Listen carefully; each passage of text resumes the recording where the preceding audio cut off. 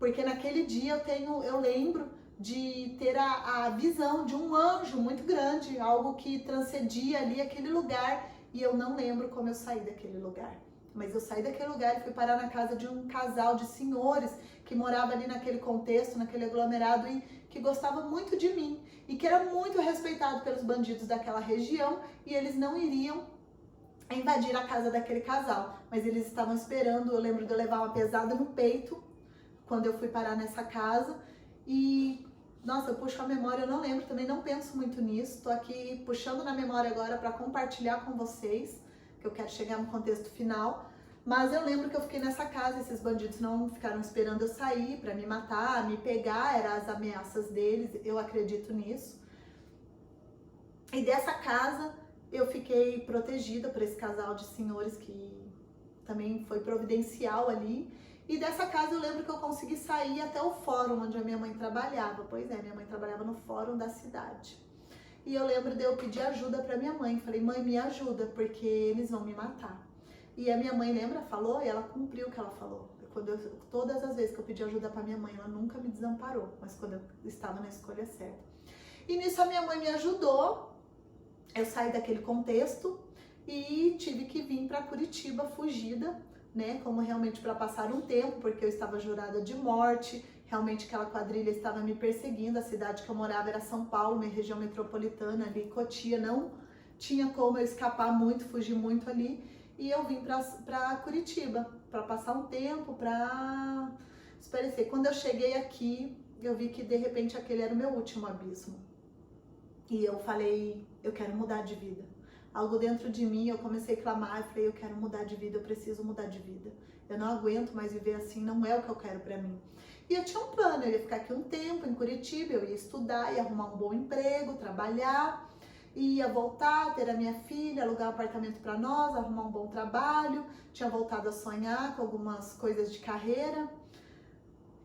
Mas a história não foi assim. Eu lembro quando eu cheguei aqui, eu fui muito acolhida, teve uma família de amigos nossos, amigos que nós conhecemos lá em São Paulo, que eram daqui, que me acolheu. Aliás, eu quero registrar isso, que aquela família foi incrível. Fui acolhida com muito amor, sem julgamento, sem preconceito. E essa família que me acolheu, tinha uma pessoa ali dentro que fazia faculdade, e ela fazia faculdade com o Wilson, e ela sempre falava, eu tenho alguém para te apresentar, eu tenho alguém para te apresentar. E eu tava num pensamento, num tempo onde eu não queria conhecer ninguém. Eu realmente estava, a minha cabeça só pensava realmente em mudar de vida, estudar, trabalhar e ter minha filha de volta. Era só o que eu pensava, pertinho de mim, só. E focada nisso, ela falava, não dava muito ouvido. Mas um dia, indo ali, um contexto, eu comecei a conhecer outro contexto, né? Ela me levava a conhecer lugares muito legais em Curitiba, sair, jantar, sair com os amigos da faculdade deles. E um belo dia, num jantar da faculdade, num evento da faculdade, onde era despedida de um dos amigos que estava indo trabalhar numa empresa multinacional em São Paulo, tinha muitas pessoas e ela me apresentou o Wilson.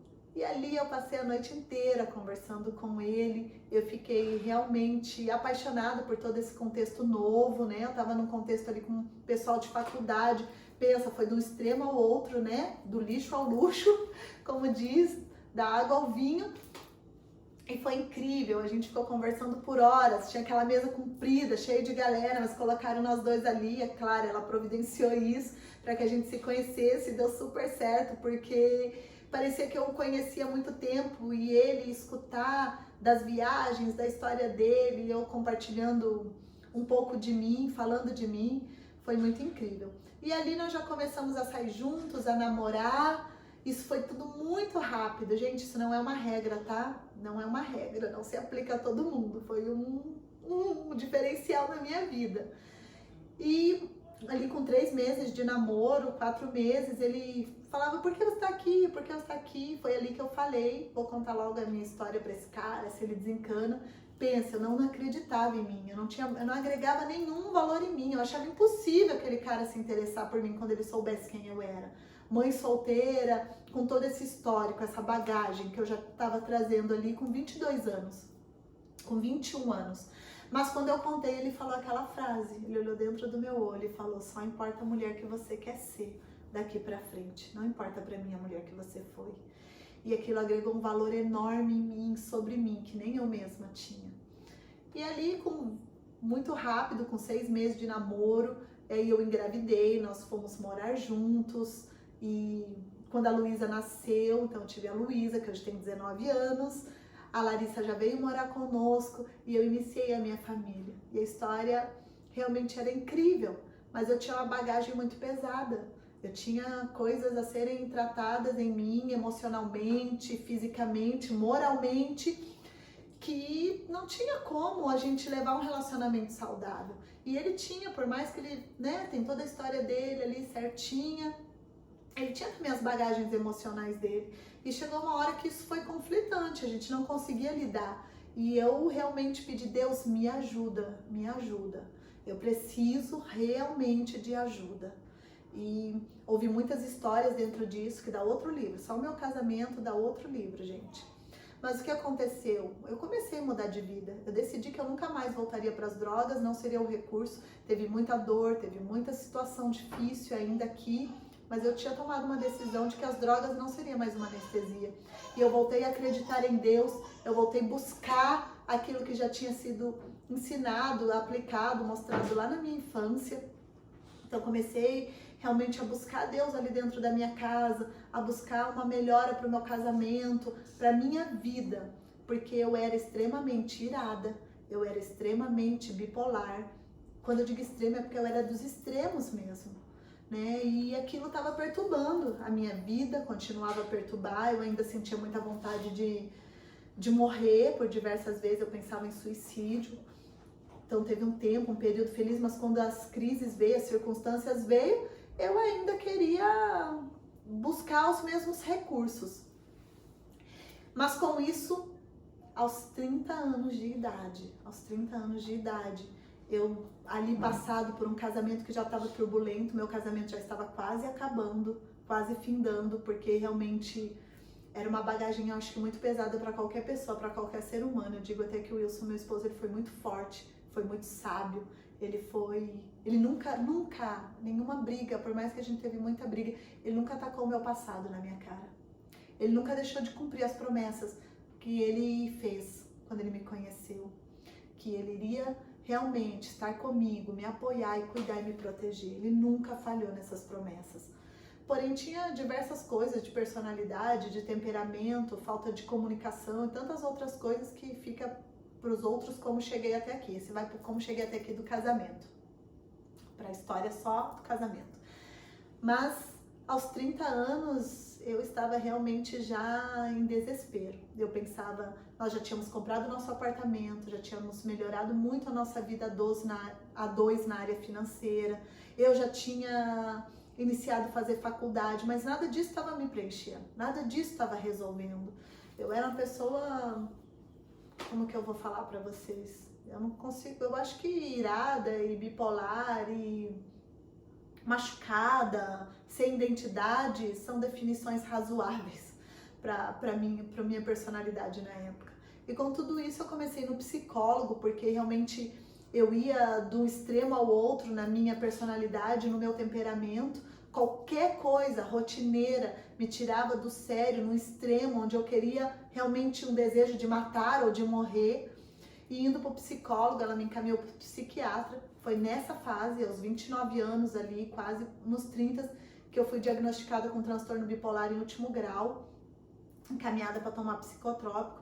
E nessa época, minha irmã, que já frequentava uma igreja, me levou a um lugar conversar com uma pessoa, e essa pessoa foi extraordinária. Precisava também do como cheguei até aqui com ela.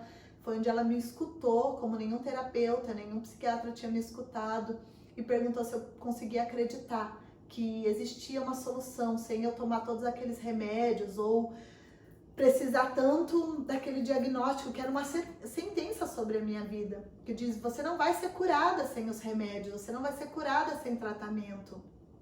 E acreditem, gente, eu sou adepta da terapia, eu acredito na terapia, mas eu acredito também que as nossas crenças podem nos levar a enxergar além, a ter algo, um consolo maior para nossa alma. E ali naquele dia aquela pessoa falou: se eu acreditava, se eu estava disposta a dar uma chance, uma oportunidade.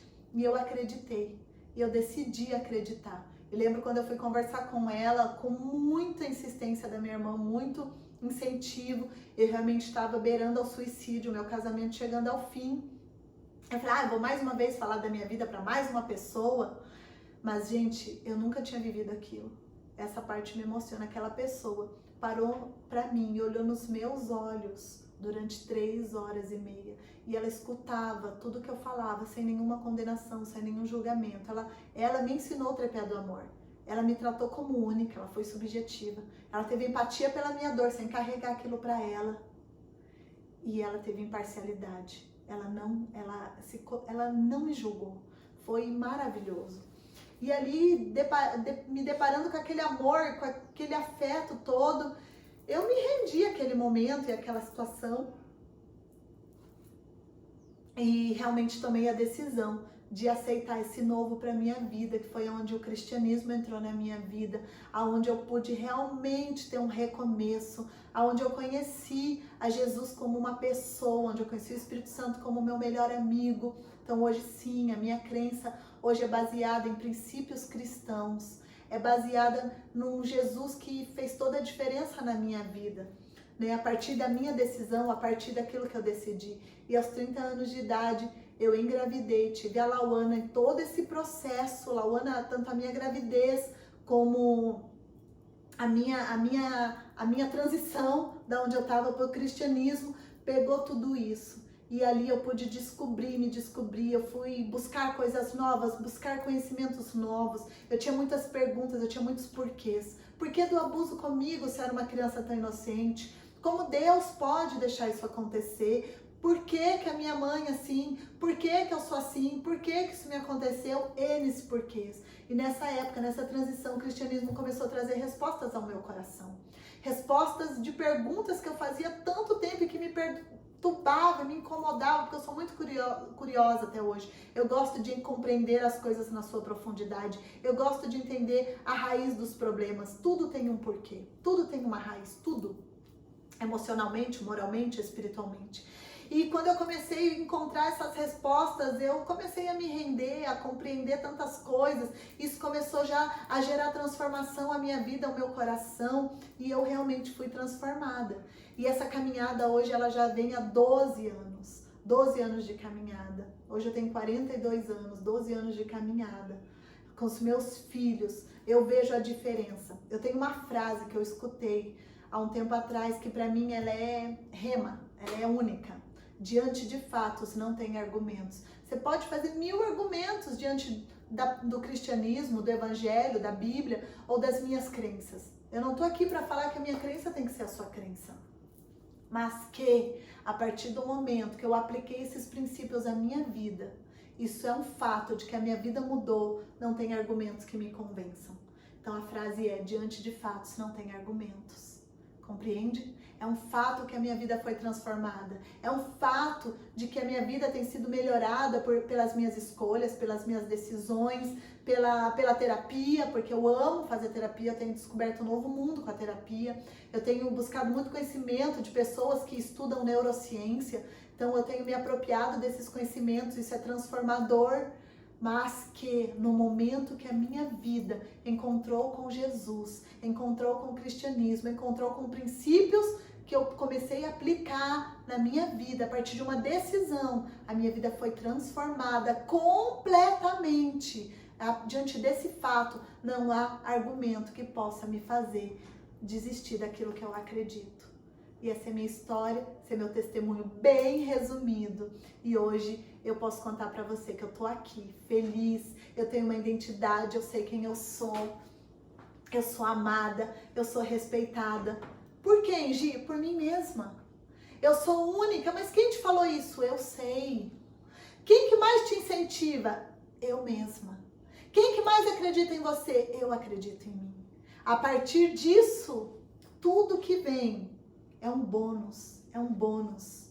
Eu amo a forma que eu sou, eu amo quem eu sou, eu me amo, eu amo a minha história porque ela é carregada de superação, ela é carregada de transições, ela é carregada de emoção. Eu amo poder hoje compreender e olhar para as pessoas e não julgar aonde elas estão, seja a drogadição, seja o crime, seja o estado emocional que elas estão, depressão, seja a falta de identidade. Eu amo quem eu sou. Eu amo muito, muito, muito. Sou muito grata por tudo que eu tenho vivido.